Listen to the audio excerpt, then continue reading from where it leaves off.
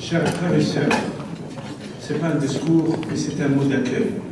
Vous savez, Madame la Ministre, un mot de cœur, le jour qu'ils ont dit, Madame la Ministre, avec Manuel Valls dans ce gouvernement, moi j'ai crié, surtout que moi-même j'ai eu un poste, tellement j'étais ravi, vraiment, de tout cœur, derrière vous, par rapport à votre combat. Aujourd'hui, ce n'est pas seulement le mieux vivre ensemble, ce n'est pas un discours, mais c'est une réalité.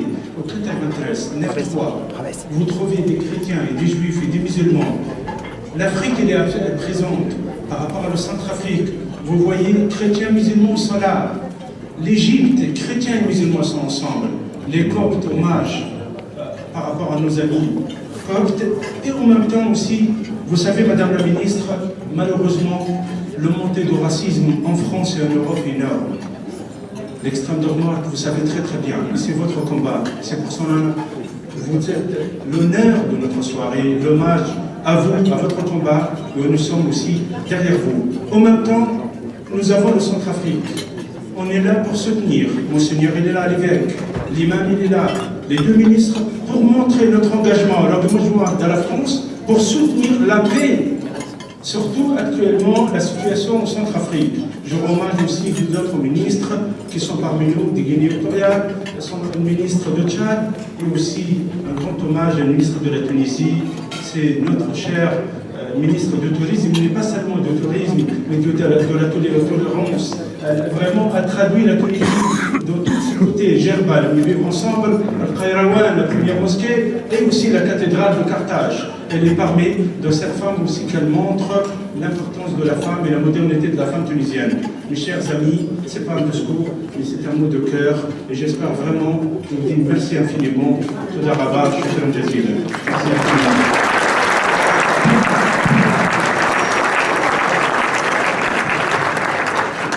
Vous voir tous ici ensemble, juifs, musulmans, chrétiens, laïcs, gauche, droite, confondus, prouve que quand les gens décident de se séparer, ils arrivent à s'entendre.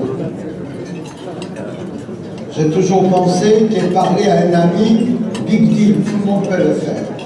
Il faut apprendre à parler à ses ennemis. J'ai connu Hassan quand nous avons décidé de conduire un convoi pour la paix avec un rabbin, Michel Sarfati, à Gaza. Non, je ne l'ai pas vu. 5 sémires morts. J'ai prévenu Khaled Meshal, le chef des Hamas. Nous sommes rentrés à Gaza et les enfants de Gaza nous ont applaudi. Je pense qu'on peut parler à tout le monde. Et quand les gens se parlent, ils sont très tuables.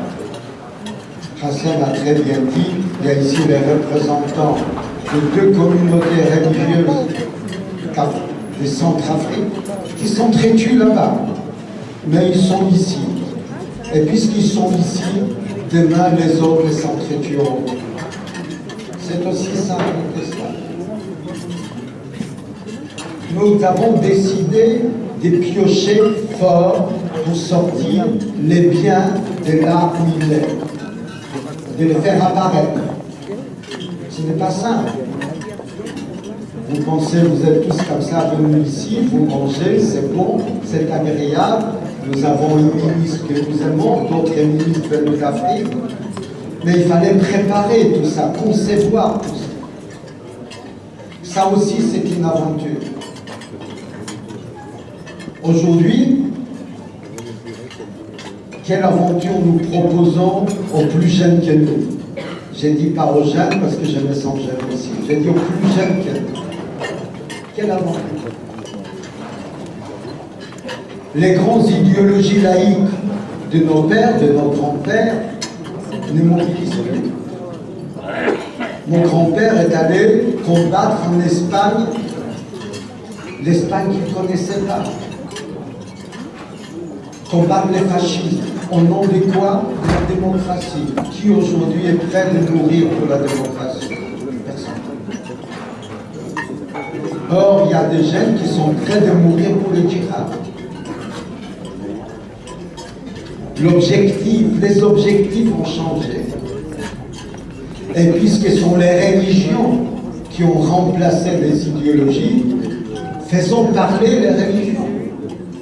C'est ainsi que nous avons débarqué, Karat Ben Ammar, une dizaine d'imams, Hassan Chagouni, place Saint-Pierre pour aller voir le pape François. Pour 80 000 catholiques qui étaient amassés sur la place Saint-Pierre, c'était un choc, ils n'ont jamais vu ça. Je leur ai dit de s'habiller en imam, puisque comme vous savez, c'est l'habit qui fait l'imam. Et toutes les télés du monde étaient là. On n'a pas changé le monde. Mais on a montré que c'était possible.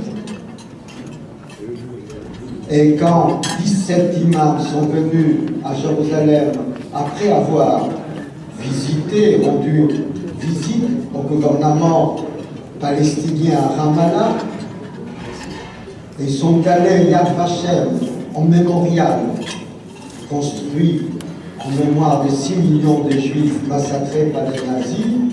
Qu'est-ce qu'ils ont fait? Ces imams, ces 17 imams, moi au milieu, je ne suis pas un imam. Vous avez remarqué. Ils ont fait une prière en arabe. Les bombes vers le ciel en arabe. La première fois dans l'histoire. Et nous nous sommes rendus compte, c'est extraordinaire. En sortant, on les a demandé d'écrire quelque chose dans le livre d'or de Yad Vashem. Si vous allez à Jérusalem, vous pouvez regarder. Même Sadat n'a pas écrit en arabe. Il a écrit en anglais. Et Hassan me demande dans quelle langue je dois écrire. Je dis dans ta langue. Bien sûr. Il faut apprendre des langues. Il faut défendre la langue. Le génie de Mahomet, c'était ça. Au fond, qu'est-ce qu'il a dit? Il a dit ce qu'ont dit les juifs, ce qu'ont dit les chrétiens. Sauf que son Dieu lui a parlé en arabe. Parler dans la langue de l'autre. Ça ne veut pas dire que nous devons apprendre toutes les langues du monde. Non. Comprendre à qui nous parlons. S'intéresser à l'autre. Au-delà de ces dîners magnifiques entre amis. On terminera ici. On rentrera chez soi. Est-ce qu'on a compris nos voisins?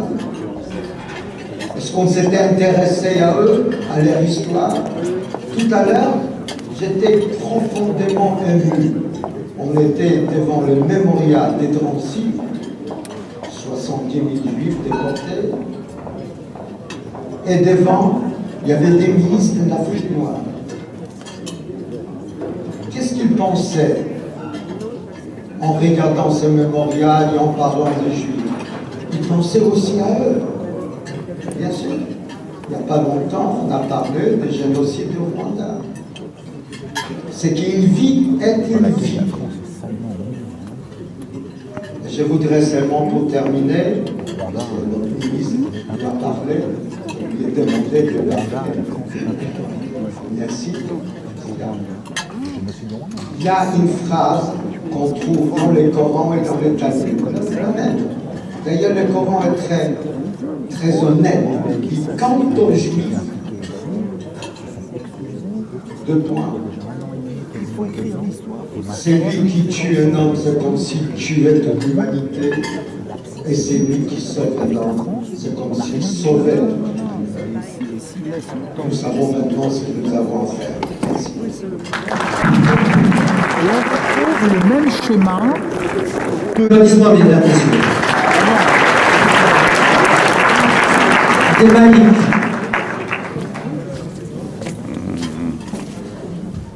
Bonsoir à tous. Je vais vous lire un texte, mais j'ai envie de l'introduire par quelques mots en fait. C'est vrai que on vit une époque particulière et de mon point de vue, le défi de notre époque, le défi du XXIe siècle, c'est véritablement le vivance. Et évidemment, on va parler de ce qui se passe aujourd'hui, de ce qui va se passer demain, mais on doit aussi parler de ces grandes figures finalement qui, de par le passé, qui nous ont montré finalement que quelque part, s'ils devaient regarder notre époque, c'est pas qu'il y ait trop de religion ou trop de spiritualité, c'est que d'une certaine manière, peut-être aujourd'hui, il n'y en a pas assez de spiritualité. Et la réalité, c'est que on peut croire en Dieu, ne pas croire en Dieu. La spiritualité transcende ça. Et il y a une parole d'un philosophe que j'apprécie. Je vous ai beaucoup parlé des philosophes, mais qui s'appelle Wittgenstein, qui a dit que la meilleure des choses qu'on puisse faire pour améliorer le monde, c'est s'améliorer soi-même. Et je vais vous lire un texte qui m'a été inspiré par un auteur que j'apprécie énormément et qui je voudrais rendre hommage, qui s'appelle Albert Camus et qui est véritablement un symbole de mon point de vue du vivre ensemble. Et comme c'était le centenaire de sa naissance il n'y a pas si longtemps, donc je voulais le saluer. Saluer également un autre auteur du même acabit, qui est aussi un auteur pour moi avec une référence, qui s'appelait Aimé Césaire, donc c'était le centenaire également. Aimé Césaire.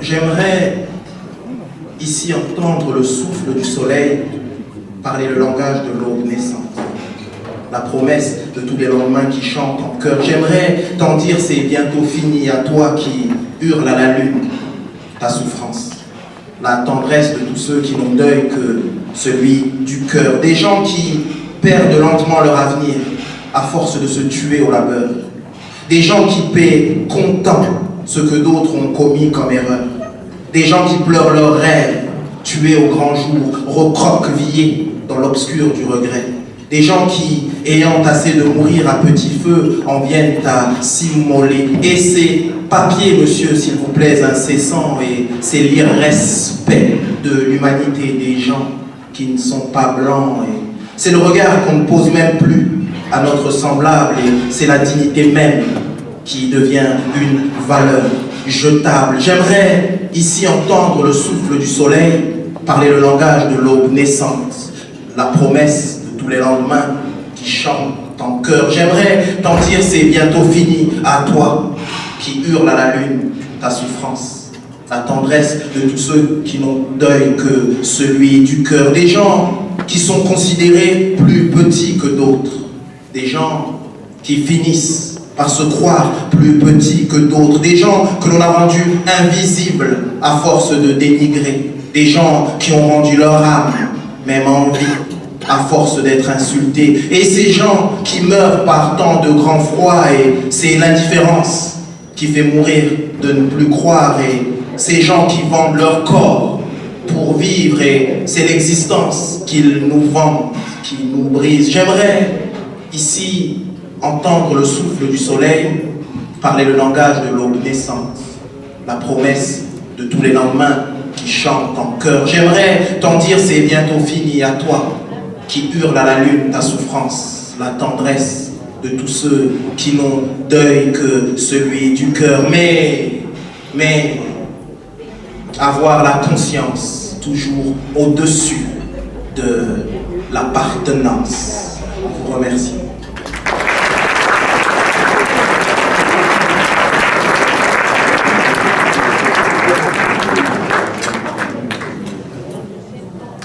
Bravo Abdelmalik, bravo pour ces belles paroles.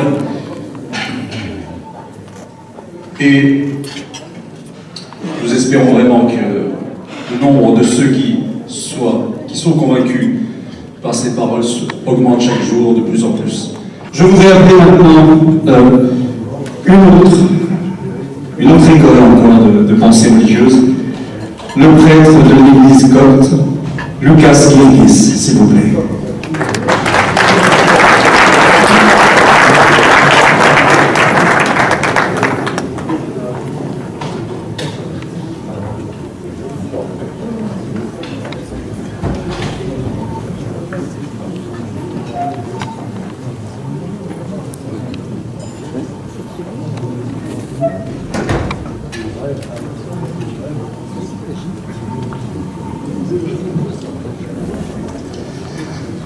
Madame la ministre, Mesdames, Messieurs, je suis très heureux ce soir pour être parmi vous. Et je vois que chaque année, il y a cette réunion d'amitié. Et ce qui est très intéressant de voir que tout le monde, chrétien, musulman, juif, sont ensemble. Pour vivre ensemble,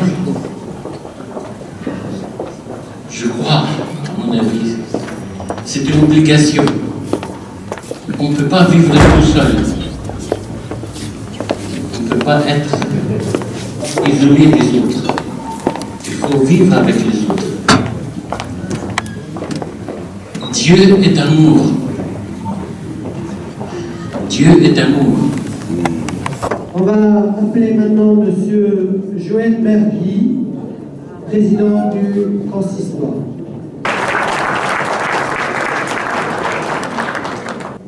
Madame le ministre, mesdames et messieurs les ministres,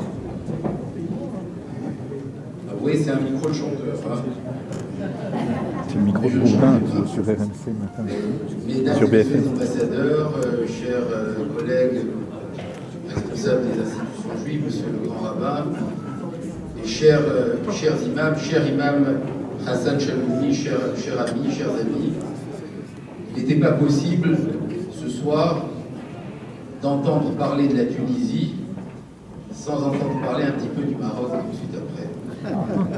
Donc permettez-moi, Madame la Ministre,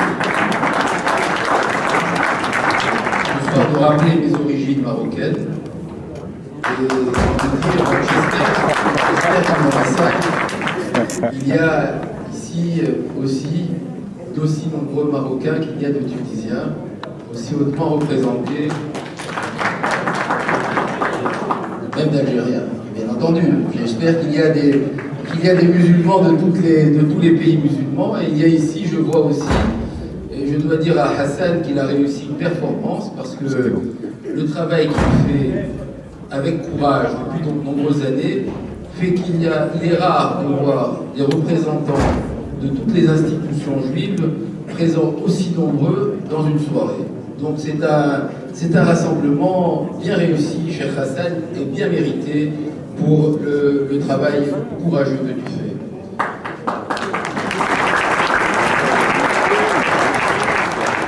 Depuis les premières heures du travail engagé par Hassan Chaloumi, j'ai toujours souhaité répondre présent, non pas simplement de par mes origines, mais aussi de par mes responsabilités dans la communauté juive, parce que, effectivement, le vivre ensemble, puisque c'est le thème de cette soirée, nous vivons ensemble, de toute façon. Nous vivons ensemble. Et nous devons continuer à vivre ensemble. Et je dirais quelque part, dans un mot qui ne doit pas être mal interprété, nous sommes condamnés à vivre ensemble, puisque nous sommes des citoyens tous du même pays, que nous aimons et que nous voulons continuer à aimer pendant encore de très nombreuses années. Mais vivre ensemble, c'est surtout se comprendre, s'aimer, se tenir la main et ne pas simplement se côtoyer dans des lieux, dans des endroits, au travail, dans la société, dans les communes, mais c'est vivre dans une connaissance et dans une fraternité qui est celle de notre pays. Alors ce soir, je voudrais commencer par des paroles d'espoir. L'espoir d'abord que je viens d'identifier par la présence aussi nombreuse de responsables musulmans, de responsables juifs et de responsables de toutes les religions dans cette même salle ici à Montreuil. Mais l'espoir, c'est que j'ai répété, et vous m'avez entendu très souvent, Madame le Ministre, répéter combien les différents gouvernements qui se sont succédés ont su au plus haut niveau dire et redire l'importance de la lutte contre le racisme et l'antisémitisme, redire leur dénonciation de tous les drames qu'a connus notre société, notamment ces dernières années. J'ai un peu plus eu de difficulté en voyant que ce message politique n'était pas suffisamment relayé à des strates, si on peut dire, de notre société plus proches justement des citoyens. Et ce soir, d'entendre, de voir ici des artistes, des sportifs, des relais d'opinion, des personnes qui ont dans leur vie personnelle ce qu'on appelle des fans.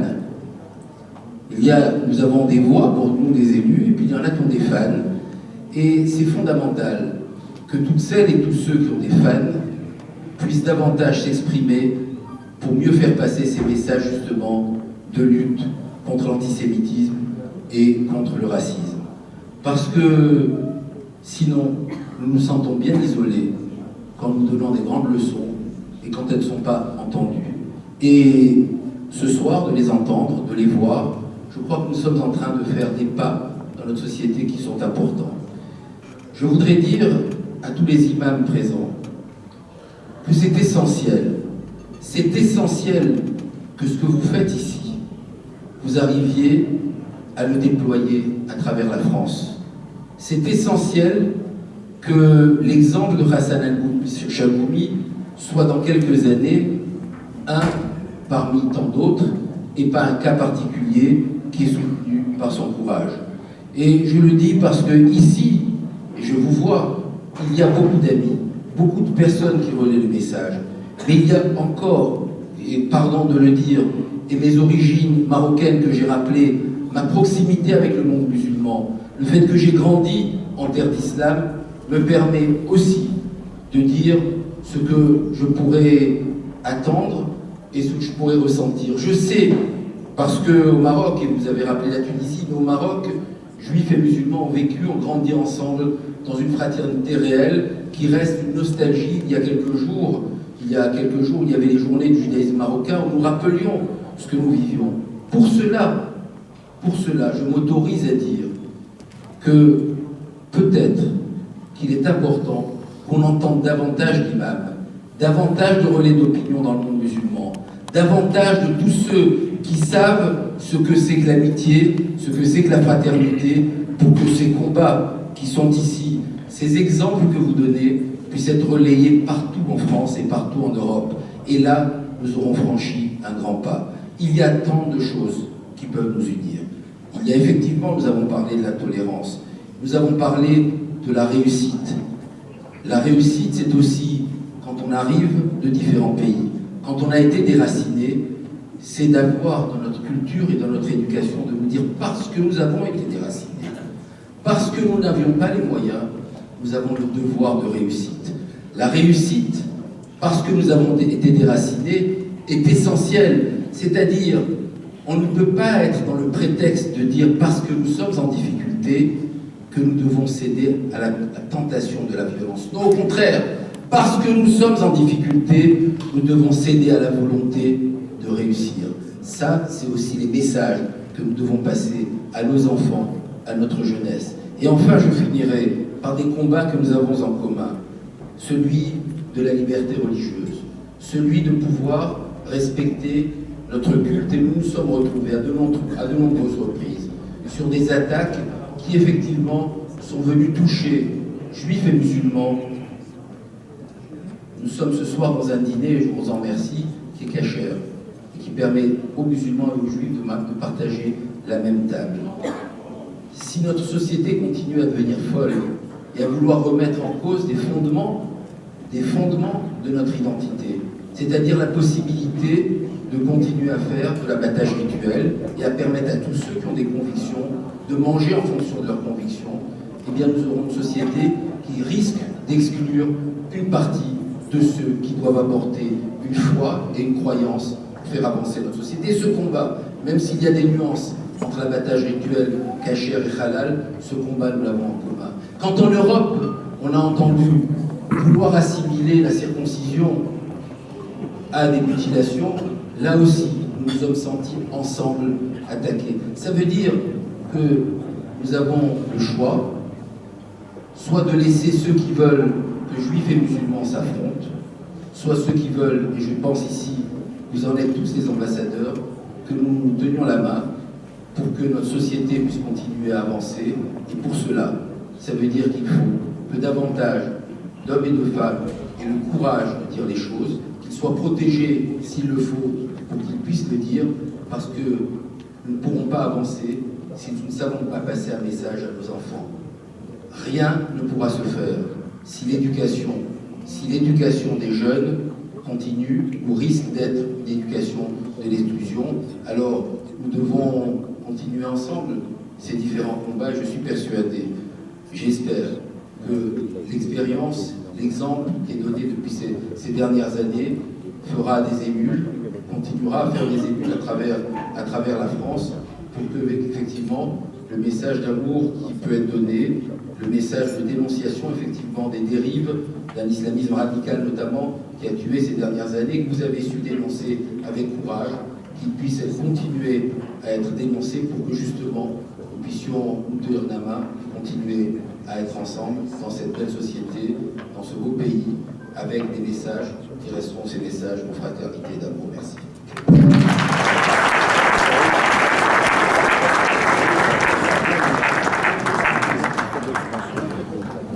Merci beaucoup.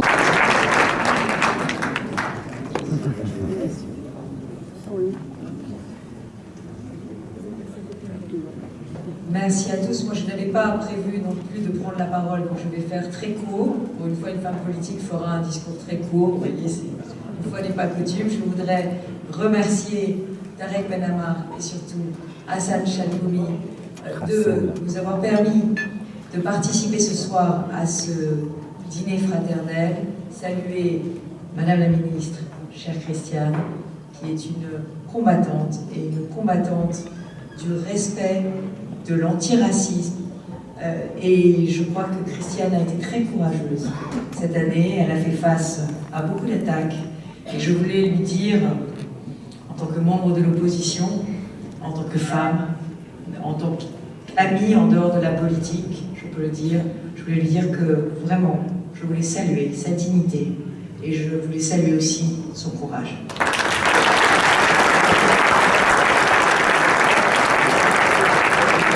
Mesdames et messieurs les ministres invités, nous sommes très heureux de vous recevoir ici en France, de vous recevoir en Île-de-France, et je parle aussi au nom de Patrick Caram, qui est l'un des piliers de mon équipe au Conseil régional d'Île-de-France et qui est aussi le président du CREFOM, des représentants des Français de l'Outre-mer.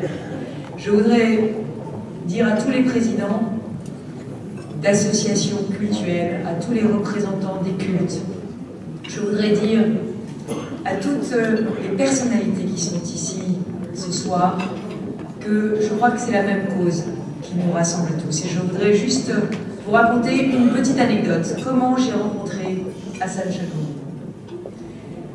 J'ai rencontré Hassan Chalgoumi, à l'époque j'étais ministre de l'enseignement supérieur, ministre des universités. Et il est venu me voir pour m'apporter une très belle idée. Il est venu me voir pour me proposer d'organiser dans l'université française la formation des imams. Alors cette idée, certains l'ont jugée totalement saugrenue. D'ailleurs, certains universitaires l'ont jugée totalement saugrenue. Ils m'ont dit, mais vous êtes folle. Et la laïcité? La laïcité empêche de former les imams dans l'université. Mais c'est tout le contraire.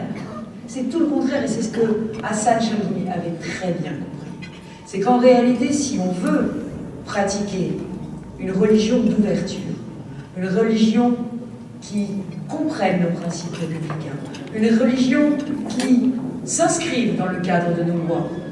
Et si on veut finalement pratiquer ce dialogue, cette tolérance entre les religions, eh bien, quel est le meilleur lieu que l'université pour le faire?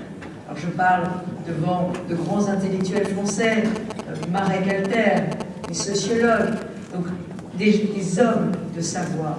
Je crois que c'est par le savoir, par l'université, par l'éducation, ça a été dit, que nous arriverons à vaincre nos vieux démons de la violence, de l'intolérance, de la peur de l'autre. Et je crois que la démarche d'Hassan Chalgoumi était profondément novatrice, profondément originale. Alors on n'a pas, je vous rassure, réussi vraiment à mettre en place cette formation des imams à l'université. On a même été obligé d'aller le faire à l'Institut catholique de Paris, parce que c'était le seul institut qui a accepté au début de le faire. Puis ensuite, on a trouvé l'Université de Strasbourg. Pourquoi? Parce que vous savez que l'Alsace-Lorraine est sous le régime concordat, donc c'est un régime très particulier où, dans la République, on accepte de faire des études de théologie à l'Université de Strasbourg. Mais vous voyez, ça montre quoi? Ben, ça montre quand même qu'il y avait des failles dans notre conception du vivre ensemble. Et que finalement, eh bien, il faut arrêter de se mettre nous-mêmes des barrières, arrêter de se mettre nous-mêmes des œillères. Il faut qu'on arrive à trouver les moyens de nous inscrire tous dans une France qu'on aime, dans une France qui a des lois, qui a des règles, qu'il y a une culture, qu'il y a des coutumes, qu'il y a des traditions. Et c'est tout cela aussi que nous devons tous faire vivre, par-delà nos religions, par-delà nos croyances ou nos non-croyances. Et c'est ça, la laïcité à la française.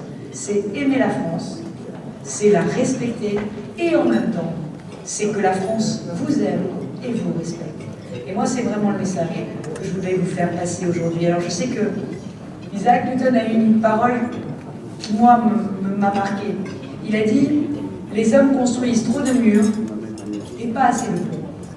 Alors, quand on parle de murs ici, je sais que c'est un mot qui résonne, c'est un mot qui résonne fort, qui a des résonances positives, des résonances négatives. Mais je crois qu'il faudrait que nous soyons tous aujourd'hui des bâtisseurs de ponts. Et ce sera mon message pour vous tous.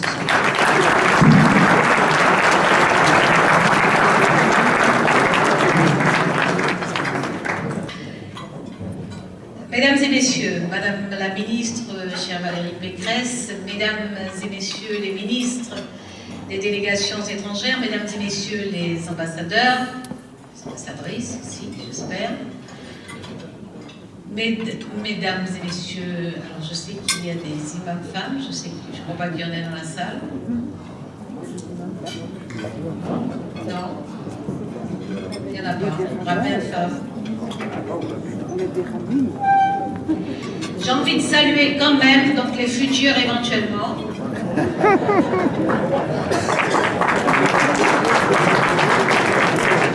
C'est pour ça qu'elle nous aurait manqué. Monsieur le préfet, Mesdames et messieurs les présidentes et présidents d'associations, Mesdames et messieurs, en fait, je ne voudrais pas changer la tonalité conviviale de la rencontre de ce soir, donc bien que me trouvant à ce micro, plutôt que de vous délivrer un propos, je voudrais peut-être entamer avec vous plutôt une conversation. Déjà, après avoir entendu M. David Serrero, je me suis dit qu'il faudrait que je chuchote, après une voix pareille.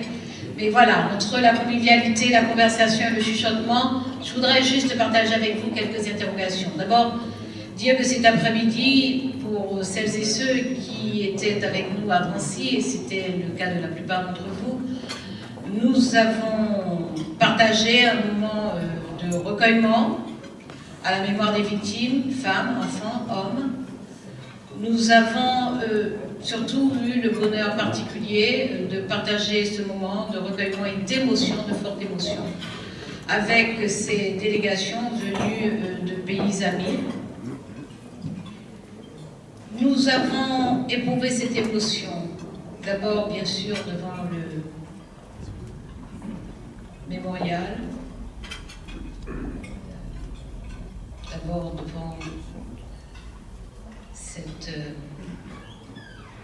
cet ensemble modelé, sculpté, travaillé, ces visages, ces mots, ces dates, et puis ces photos, ces paroles, ces regards, ces lieux, ce paysage, et la façon dont celles et ceux qui en parlent savent faire revivre la douleur, la souffrance qui a habité ces lieux. En même temps, nous ressentons bien à travers ces émotions qu'il nous faut faire en sorte que la vie puisse vaincre. Faire que la joie de vivre continue à creuser son sillon. Et faire en sorte que, comme le disait Georges Semprin dans une préface consacrée à un très beau livre de poèmes de César Allegro, qui est un poète péruvien qui a été traduit admirablement par François Maspero, la même intensité de la souffrance et de la fraternité.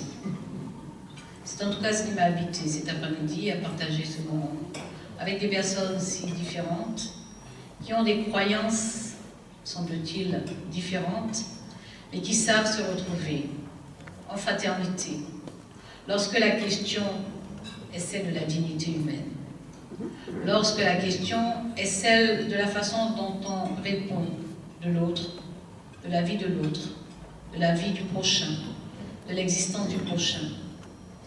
Et ce soir, en nous retrouvant encore ensemble, vous nous offrez la circonstance pour nous interroger sur une utopie, qui peut-être n'en est déjà plus une.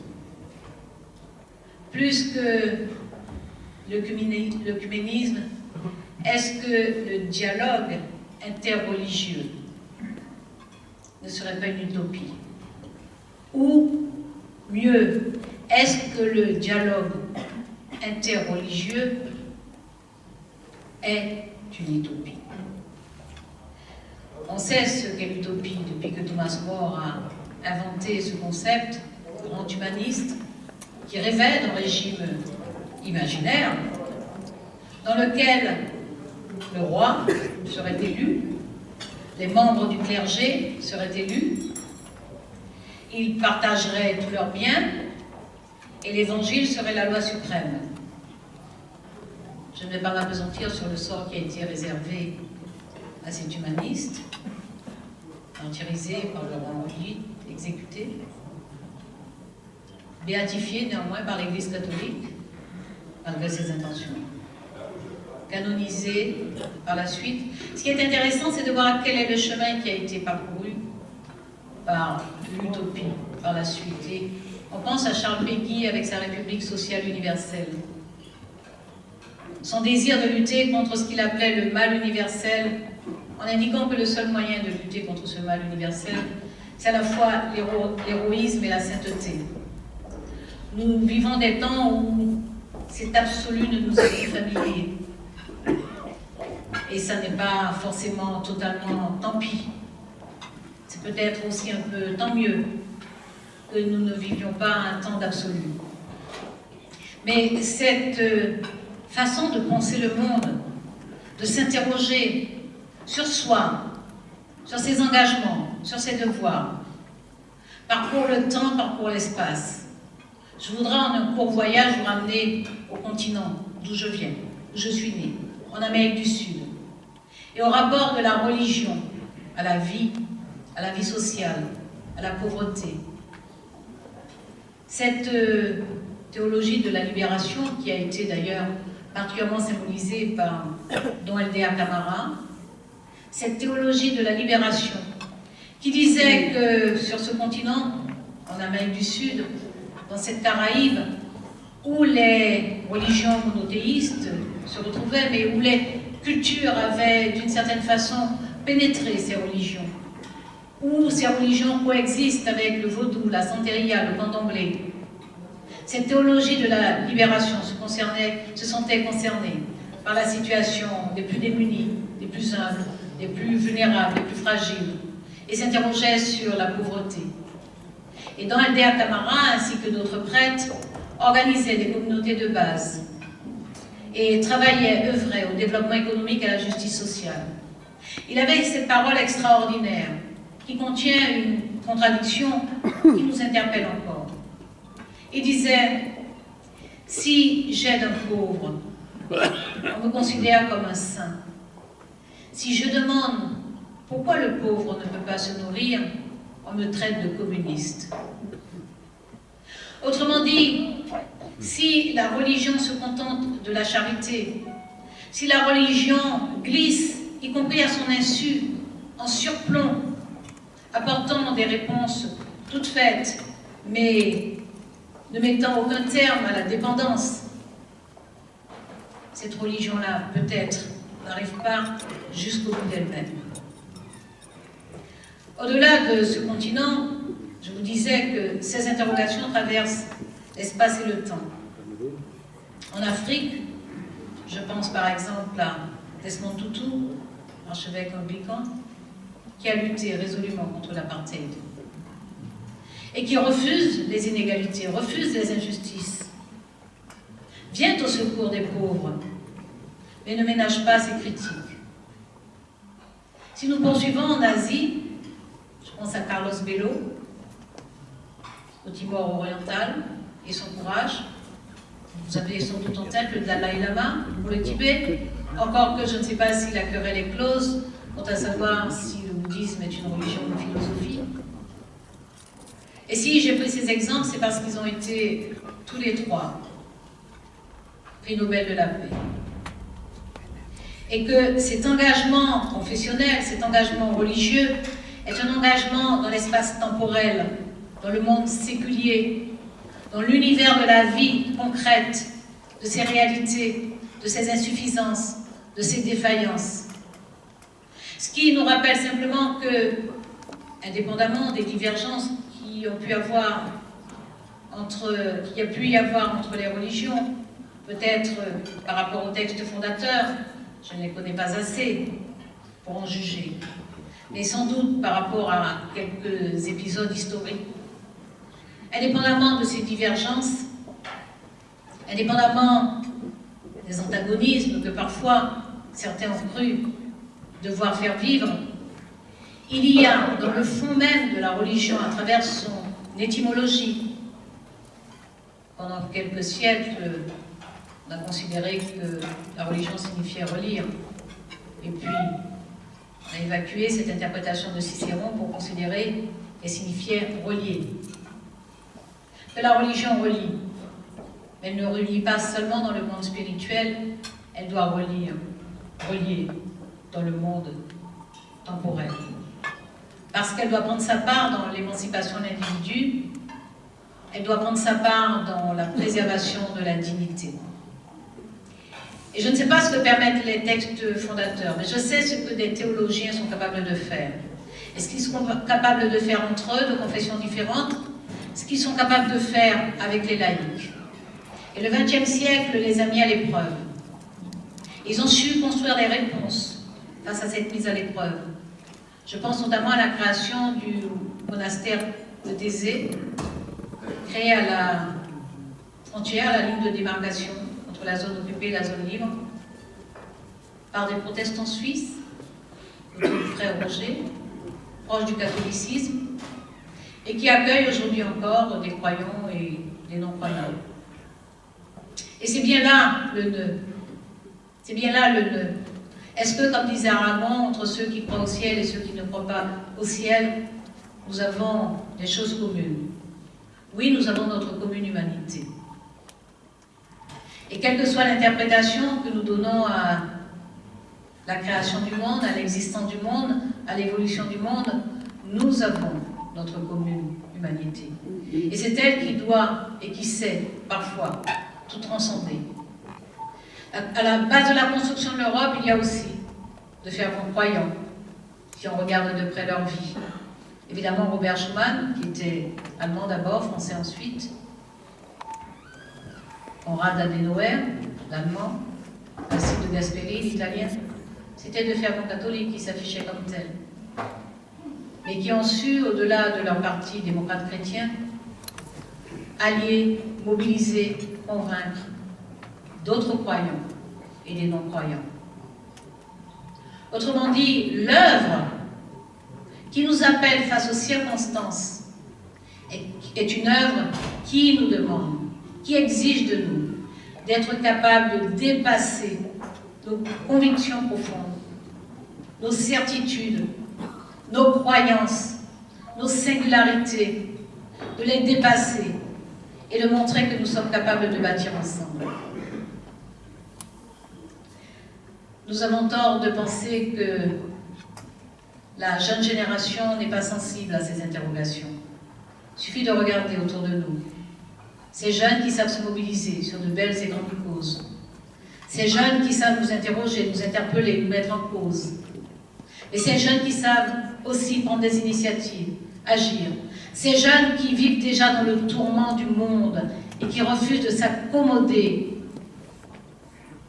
des scories du monde, des plaies du monde, des manquements du monde. Il y a en ce moment une très belle expérience qui a été lancée par 5 jeunes. Ils sont catholiques, agnostiques, athées, musulmans, juifs. Ils se prénomment Samuel, Jocelyn, Victor, Ismaël, Ilan. Ils sont partis d'ici en juin 2013. Ils ont décidé de parcourir le monde, d'aller sur les 5 continents. Ils ont prévu de s'arrêter dans 50 pays, nous verrons bien, de le faire en 10 mois. et d'essayer de comprendre, de percevoir et de comprendre des expériences interreligieuses. Ils ont déjà été frappés par ce qu'ils ont vu à Berlin, un rabbin qui slame contre les discriminations faites aux musulmans, contre les injures faites à la religion musulmane. Ils ont été frappés par des femmes, mères célibataires au Kenya, chrétiennes et musulmanes, qui se rencontrent régulièrement et qui partagent leurs préoccupations, leurs soucis, leurs espoirs. Ils ont relevé l'effort que font des bouddhistes et des musulmans pour travailler ensemble en Thaïlande et sensibiliser la population au péril du sida. Ils ont déjà effectué plusieurs étapes en Égypte, au Danemark, en Turquie, en Chine, en Australie, au Brésil, au Nigeria. Ils sont actuellement aux États-Unis. Ils ont prévu de revenir en France et de consacrer le mois de mai, le mois de juin à parcourir la France pour transmettre, pour restituer ce qu'ils ont vécu de ces belles initiatives interreligieuses.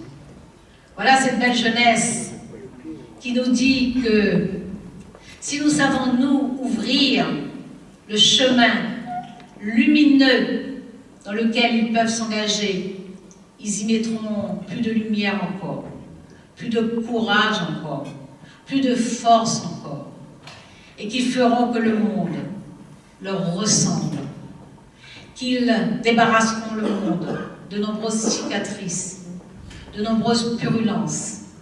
C'est à nous qu'il revient de faire confiance, plus encore, à cette jeunesse. Pendant longtemps, on a rêvé de l'Orient. On a dit d'ailleurs que les religions venaient d'Orient. Pas seulement les religions, il y a eu, pendant toute une période, vis-à-vis de l'Orient,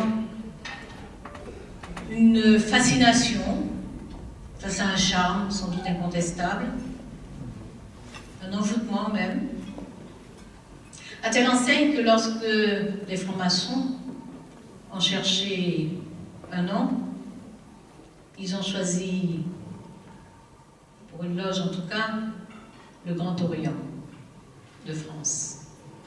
Et ils se référaient à de grandes et belles figures orientales, Pythagore, par exemple, ce philosophe présocratique, qui était également d'ailleurs mathématicien et scientifique, Moïse, Zoroastre aussi, ce penseur de l'Antiquité dont Aristote disait que son nom signifiait qu'il sacrifie aux astres. Jésus, leur référence. Mais il est important de retenir que pendant toute cette période, la France a été sous forte influence de dévots. Le jansénisme, qui est un rigorisme spirituel, s'imposait. Et l'Occident, avec des guillemets, découvrait, à travers notamment la traduction des contes des Mille et une Nuits, un Orient qui savait s'adonner au plaisir. Il fut un temps où les plaisirs n'avaient pas si mauvaise presse. Il serait bien que ce temps revienne dans certaines parties du monde, parce que les plaisirs sont la vie. Et que même les péchés sont faits pour être avoués et pardonnés. Il demeure que pendant toute cette période, on peut se référer également à la littérature. Je pense aux lettres persanes de Montesquieu. Il y a là un dialogue interculturel, il y a là un dialogue intercivilisationnel, il y a là un dialogue interconfessionnel, une capacité à regarder l'autre, admettre que l'autre, c'est un autre moi, que l'autre compte. Et c'est le fondement commun à toutes les religions. C'est leur fondement commun. Lorsqu'on veut rechercher ce qu'elle porte comme message pour l'humanité, pour son émancipation. Lorsque le pharisien Hillel, contemporain de Jésus, disait que ce que tu n'aimes pas que l'on te fasse, ne le fais pas à ton prochain, telle est toute la Torah. Lorsque Dans la religion catholique, et notamment l'évangile de Matthieu, il est dit que ce que vous ne voulez pas que les hommes fassent contre vous, ne le faites pas contre eux. Et ce que vous voulez qu'ils fassent pour vous, faites-le vous-même pour eux. Et lorsque, dans le Coran, sans que je vous en garantisse la traduction, il est dit que tu n'es pas un croyant si tu ne désires pas pour les autres ce que tu désires pour toi-même, et que par-delà les religions monothéistes, d'autres religions philosophiques ou philosophies religieuses, comme le bouddhisme que j'évoquais tout à l'heure, enjoignent de ne pas heurter l'autre par ceux qui nous heurteraient nous-mêmes. Lorsque, en Asie lointaine, le confucianisme propose de ne pas infliger aux autres ce que l'on ne voudrait pas que l'on nous fît, nous avons là un fondement philosophique profond et puissant. Nous avons là une convergence de pensée, une convergence d'éthique, une convergence de conception même de l'humanité, du prochain, de l'autre, qui nous interpelle et qui nous rappelle que tout le reste n'est que dérive, que tout le reste n'est que déviance. Et que si l'on s'affronte, quel qu'en soit le motif, on s'éloigne de cette éthique, on s'éloigne donc des enseignements profonds, qu'ils soient confessionnels, qu'ils soient séculiers. Et je dis séculier, je ne dis pas laïque, parce que la laïcité n'exclut pas, elle inclut. Elle est un principe de concorde. Elle rappelle que quelles que soient nos croyances, quelles que soient nos différences, quelles que soient nos origines, nous sommes capables de vivre ensemble. Nous devons être capables de vivre ensemble. Et la République française, qui est une république laïque, est une république qui dit qu'elle est capable de contenir en son sein toutes les croyances du monde, toutes les philosophies du monde, même des traces, des empreintes de toutes les cultures du monde. Et qu'elle a été en mesure, à travers le temps, avec volontarisme, avec générosité, avec amour, qu'elle a été en mesure de construire une véritable alchimie à partir de tous ces ingrédients différents. Je vais en terminer avec un penseur aussi, de l'Orient et de l'Occident, Averroès. L'Orient et l'Occident. Né en Andalousie, parti après à Marrakech au Maroc, qui a fait une très belle exégèse des écrits d'Aristote, qui a été considéré comme un hérétique en son temps, et qui est souvent considéré comme le fondateur de la pensée laïque en Occident, parce qu'il a su concilier la foi et la raison. Il a su expliquer qu'on peut accéder au savoir aussi bien par la foi des croyances et des enseignements religieux que par le chemin de la raison et de la raison critique. Ces ouvrages ont subi un autodafé, parce que la liberté est toujours extrêmement dérangeante. Elle est immortelle. La liberté de penser, la puissance de la pensée sont immortelles.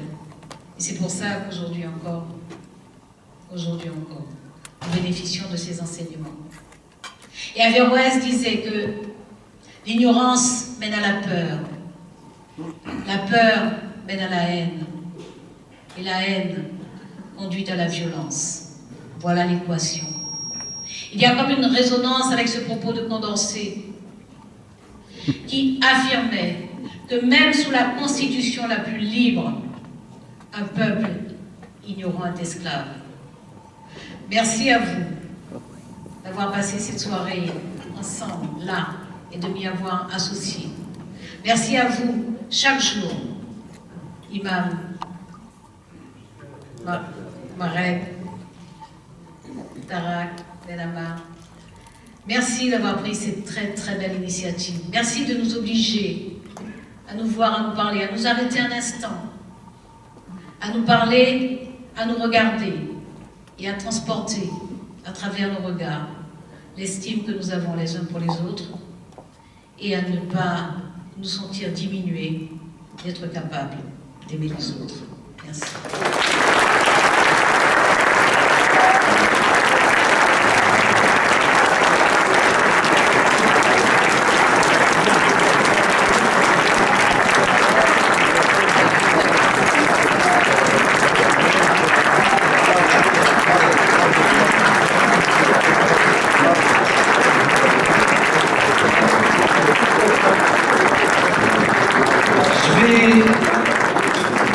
Je vais vous demander aussi de remercier Monsieur Robert Laroche qui nous accueille à chaque fois et qui encourage ces célébrations et ces événements. Monsieur Tarek Benamar qui a organisé aussi cette soirée, l'imam Chelgoumi, toutes nos invités et tous nos invités, merci beaucoup. Et tout de suite la Marseillaise avec notre ami David Serrero. Allons